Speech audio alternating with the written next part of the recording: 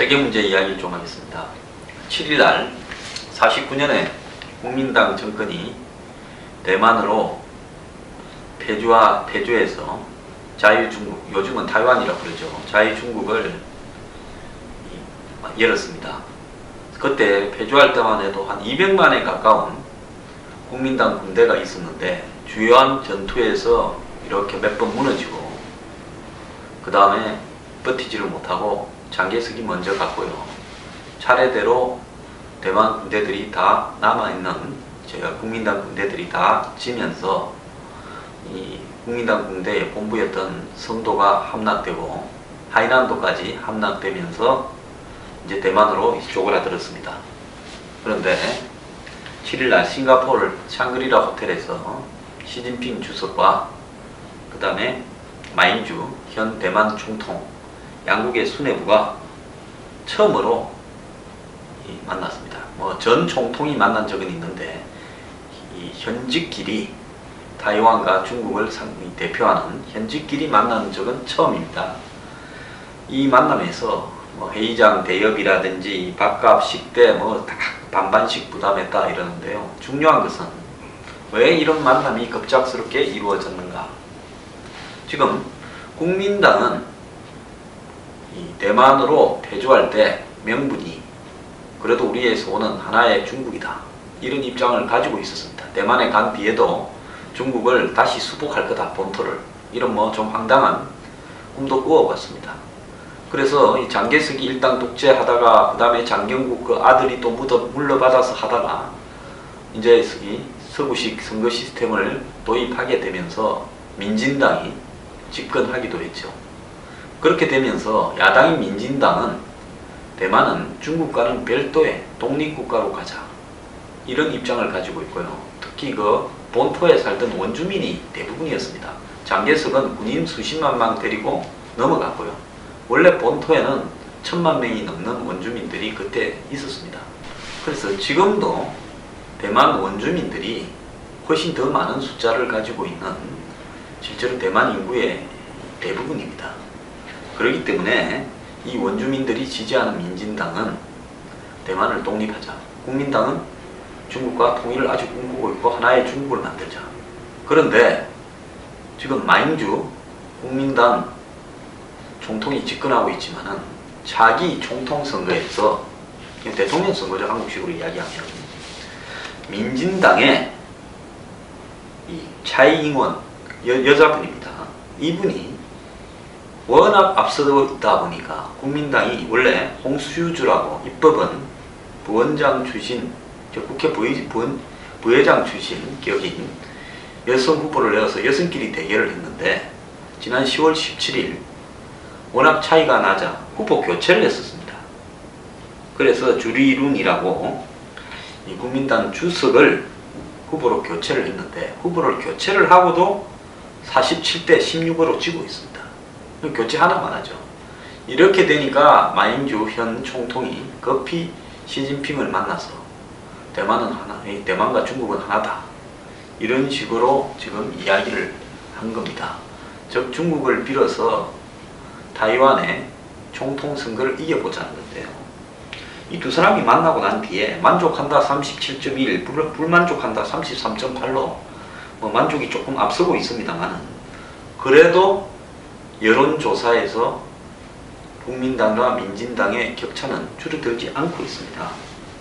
그래서 아마 이번 총통 선거에서는 민진당의 차이잉원 후보가 거의 당선이 확정된 것으로 봐도 될 것 같습니다. 자, 대만이 중국까지 끌어들여서 중국과의 통일을 지향한다 하지만은 실제로 대만의 주민들은 중국은 중국이고 우리는 우리고 별개의 나라니까 서로 각자 알아서 적당히 거리를 두고 잘 살아가자 이렇게 가고 있다는 것은요.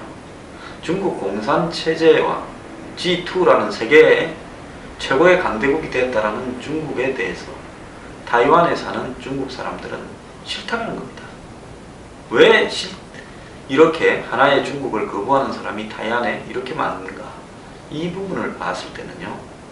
현재 중국 사람이 중국을 제일 잘 알지 않겠습니까? 홍콩 사람이나 마카오 사람이나 타이완 사람한테 중국인이냐고 물으면 굉장히 싫어합니다. 그것은 뭐냐면 현재 중국이 세계 최강대국이 되고 중국 경제가 세계에서 제일 커졌다고 큰 소리를 치더라도 실제 본인은 중국인을 인정하기 싫어하는 홍콩 사람이나 타이완 사람들이 대부분이다 라는 것은 중국의 실체가 중국인에 의해서 어떻게 생각되고 있는가 하는 본질을 보여주는 거라고 생각합니다.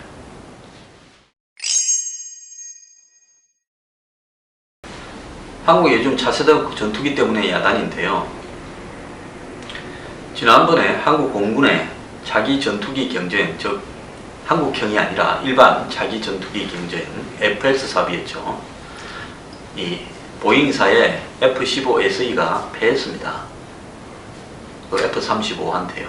당시에 F-15SE는 실제로 시제품으로 존재하는 전투기가 아니라 기존의 F-15를 꼬리라든지 날개 부분을 조금 개조해서 또 이 무장을 비행기 기체 내부로 집어넣고 또 여러가지 도료를 칠하고 해서 기존의 그냥 4세대 비행기를 개조해서 5세대 비행기로 만들겠다라는 그런 서류상에서 존속했던 비행기였습니다. 그것이 패배의 가장 큰 원인이었죠.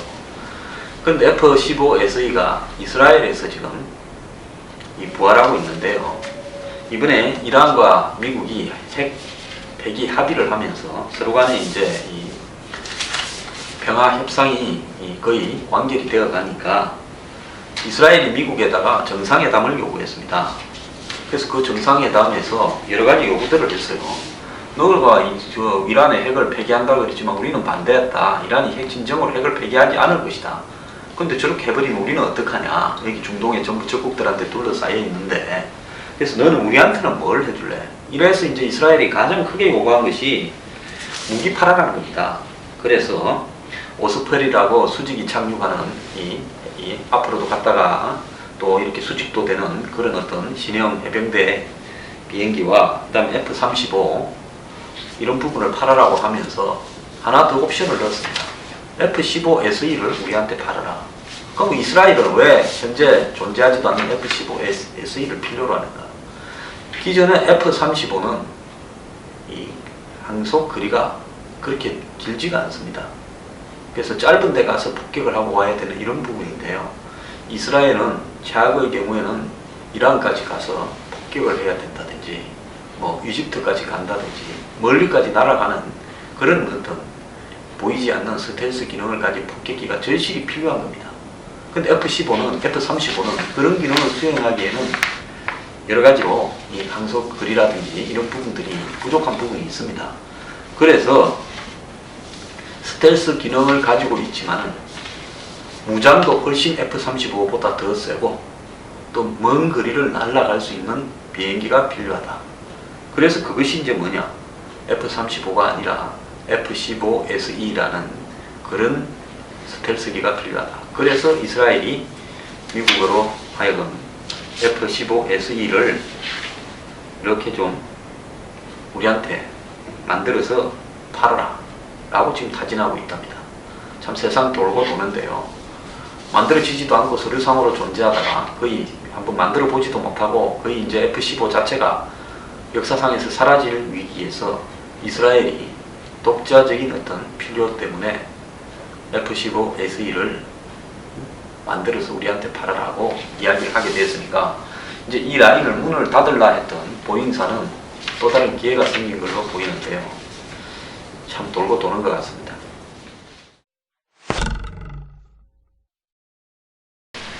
이집트 시나이 반도에서 추락한 러시아 여객기가 실제로 비행기 안에 장착된 폭탄에 의해서 폭발했다는 가능성이 90%라고 이집트 정부의 사고조사위원회에서 밝혔습니다. 그래서 러시아의 입장에 보면 이 사건이 거의 9.11 테러에 비견할 만한 그런 치욕적이고자 치명적인 일종의 테러로 기록될 것 같습니다. 그럼 이 시간 이후에 러시아가 이 지금 시나이 반도 러시아 여객기 폭발 사건에 대해서 어떻게 대응할 것인가? 푸틴의 정치 형태로 보면 이 부분에 대해서 보복을 하겠다면서 제가 봤을 때 IS를 격퇴한다는 명분하에 시리아에 지상군을 보내고 공군과 해군을 더 강하게 보내어서 이 IS를 격퇴하는 모양새에 힘을 굉장히 실을 가능성이 높습니다. 그러면서 IS 격퇴는 내가 책임질 거니까 우크라이나 사태 부분은 우리가 크림 반도를 합병을 한 부분이나 또 이 도네츠크라든지 이 우크라이나 동부에 있는 러시아 사람이 많이 사는 지금 점령 지역에 대해서는 인정을 해주라, 이런 식으로 하면서 경제 제재나 이런 걸 풀으라고 서방을 상대로 이 협상을 할 가능성이 매우 커졌다고 보고 있습니다. 그래서 IS가요, 러시아를 제가 볼 땐 조금 잘못 건드린 것 같아요. 지난번에 뭐 폭격을 했는데 사실 IS만 폭격이 한 게 아니라 순위파 반군에 더 중점을 두고 폭격을 하고 IS가 일부 좀 당했는데, 근데 이렇게 러시아 여객기를 떨어뜨림으로써 잔인무도한 이 푸틴의 러시아군이 아마 이제 지상군이 시리아에 들어갈 수 있는 핑계를 댄 것 같습니다. 만약에 러시아가 미국이 9.11 때처럼 아프간이나 이라크에 대해서 보복을 하겠다 이렇게 나서면서, 이라크는 사실 좀 엉뚱하게 맞았죠. 대량살상 무기가 있다고 맞았는데 아프간의 탈레반이 사실 뭡니까? 오시마 빈 라덴 편을 들었다, 숨겨줬다, 이래서 미군이 들어갈 명분은 있었다고 봅니다. 그런데 이라크 같은 경우에는 후세인과 빈 라덴 간의 상관관계도 연기가 어려웠고 또 대량살상 무기가 있다고 했지만 결국 나중에는 없는 걸로 밝혀졌는데, 후세인은 솔직히 말하면 평소에 좀 긁은 대가를 세게 맞은 거죠. 미국의 뭐 중동 석유에 관한 욕심도 있었겠지만. 그런데 지금 러시아가 이제 반대로 우리가 이번에 우리 여객기를 격추시킨 IS를 갖다가 격퇴하기 위해서 이제 보복 전쟁을 벌이겠다면 주변 나라들이 미국이 어떻게 하겠습니까? 미국이 우리는 괜찮고 너네는 하지 마라, 이런 말을 할 수 없을 거 아닙니까? 솔직히 말하면 미국은 그렇게 하기를 바랄 거라고 보고 있습니다. 왜냐하면 미국은 처음에는 아사드 정권 쫓아낸다 뭐 하면서 반군들이 일어났을 때 북한과 러시아에 가까운 아사드 독재자 정권을 좀 드러냈으면 하는 생각이 있었겠죠. 그런데 가만히 보니까 아사드가 무너지니까 그 자리를 IS가 차고 들어가고 실제 반군 순위파 반군들은 별로 힘도 없단 말입니다.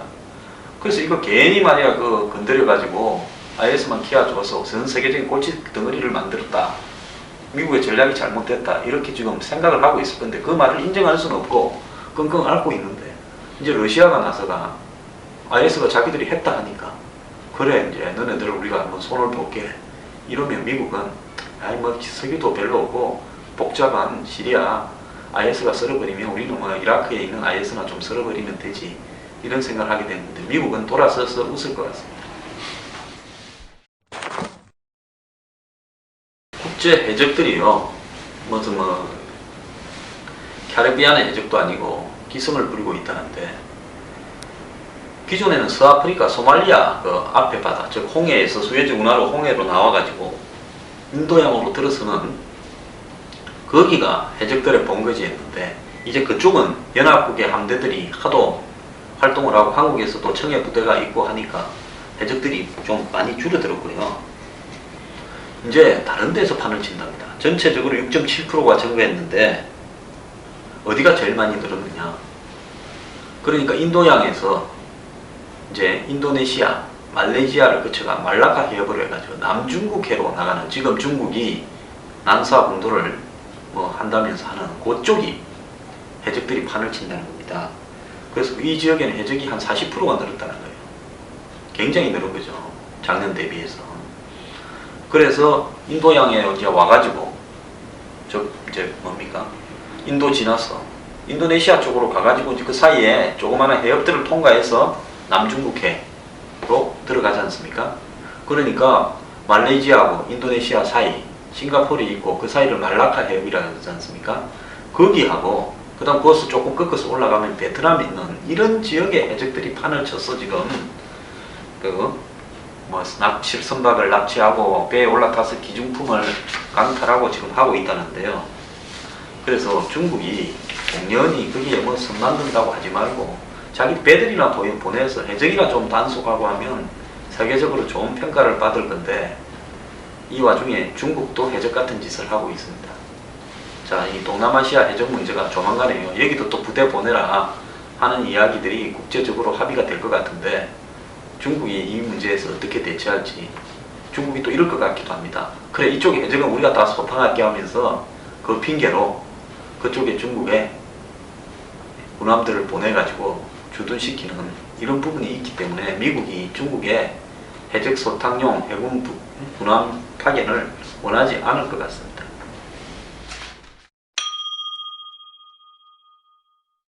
지난 8월 25일 판문점 합의 이후에 그리고 10월 말에 남북 이산가족 상봉이 열렸지 않습니까?